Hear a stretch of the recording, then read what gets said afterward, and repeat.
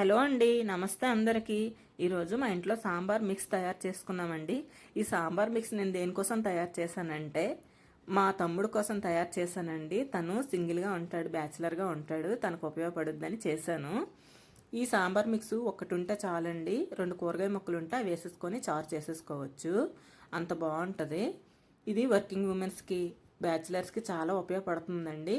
ఇది ఒక 3 నెలల వరకు స్టోర్ ఉంటుందండి.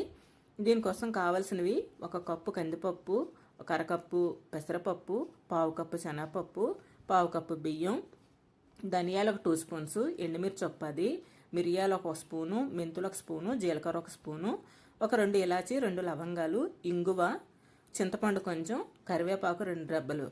ఇవన్నీ దగ్గర పెట్టేసుకొని ఒక ప్యాన్ పెట్టుకొని అందులో కందిపప్పు ఫస్ట్ వేయించుకోవాలి, పచ్చివాసన పోయే వరకు వేయించుకోవాలి. అందులో పెసరపప్పు వేయించుకోవాలి.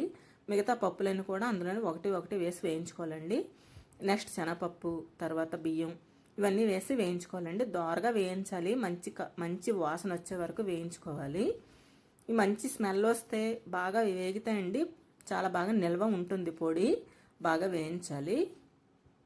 ఇది చాలా ఉపయోగపడుతుందండి. ఇది ఇంట్లో ఉంది అంటే ఈజీగా పిల్లల క్యారేజ్ కట్టాలైనా సరే నిమిషాల్లో కట్టేయచ్చు, గాబరా పడకుండా ఈజీగా కట్టేసుకోవచ్చు.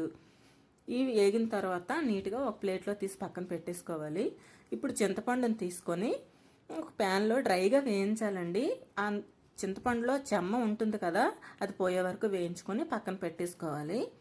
ఇప్పుడు అదే ప్యాన్లో 1 స్పూన్ ఆయిల్ వేసుకొని అందులో మనం ఇందాక తయారు చేసుకున్న దినుసులన్నీ వేసి వేయించుకోవాలండి. ధనియాలు, జీలకర్ర, ఎండుమిరపకాయలు, మిరియాలు, ఆవాలు అన్నీ వేసి వేయించుకోవాలండి.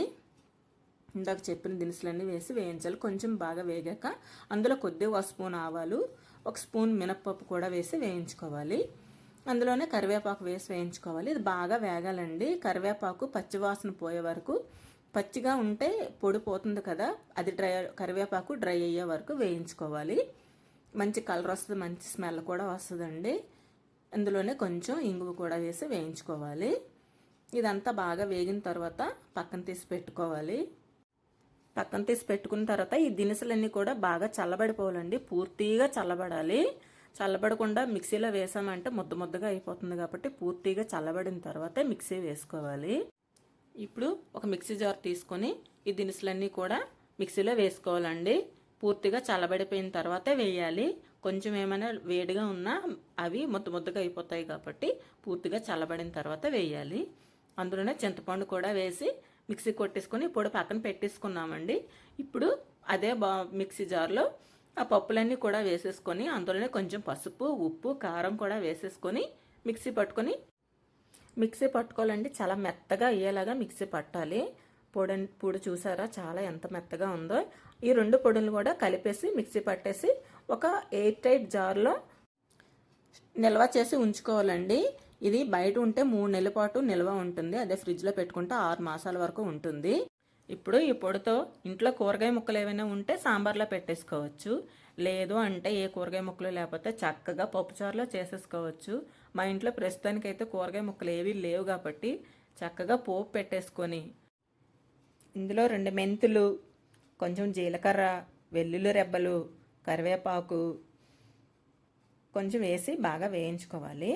అందులోనే 2 ఉల్లిపాయ ముక్కలు, 2 పచ్చిమిర్చి వేసి అవి కూడా ఉల్లిపాయ కూడా కొంచెం బాగా వేగాలి, కొంచెం ఎర్రగా అయ్యే వరకు వేయించుకోవాలి. అందులోనే కొంచెం ఇంగువ కూడా వేసి వేయించుకోవాలి.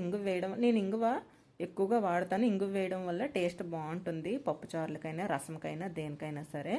ఇందులో 2 టమాటాలు వేసి కొంచెం మగ్గిన తర్వాత మనం తయారు చేసుకున్న పొడి ఉంది కదా, అది ఒక 2 స్పూన్స్ వేసి కొంచెం బాగా వేగిన తర్వాత అప్పుడు ఇందులో వాటర్ యాడ్ చేసుకోవాలి. మనకు రసంకి సరిపోయినంత వాటర్ వేసుకుంటే సరిపోతుంది.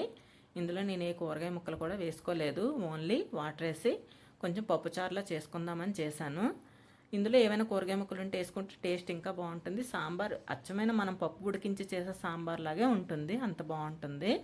ఇందులో కొంచెం కరివేపాకు, కొంచెం కొత్తిమీర వేసి ఒక 5 నిమిషాల పాటు బాగా మసలాలండి. చూసారా ఎలా కిరులుతుందో, అంత బాగా మరిగిన తర్వాత దీన్ని పక్కకు తీసి పెట్టేసుకోవడమే. ఇది రైస్తో తింటే ఉంటుందండి, వేడి అన్నంలో ఈ పప్పుచారు వేసుకొని తింటే చాలా అంటే చాలా టేస్టీగా ఉంది. మీ ఇంట్లో కూడా ఇలా ఒకసారి ట్రై చేసి చూడండి, చాలాసార్లు చేస్తూనే ఉంటారు. అలాగే మా ఛానల్ని లైక్ చేసి సబ్స్క్రైబ్ చేసుకోవడం మాత్రం మర్చిపోకండి. Thank you for watching. Please అండి మా ఛానల్ని సపోర్ట్ చేయండి.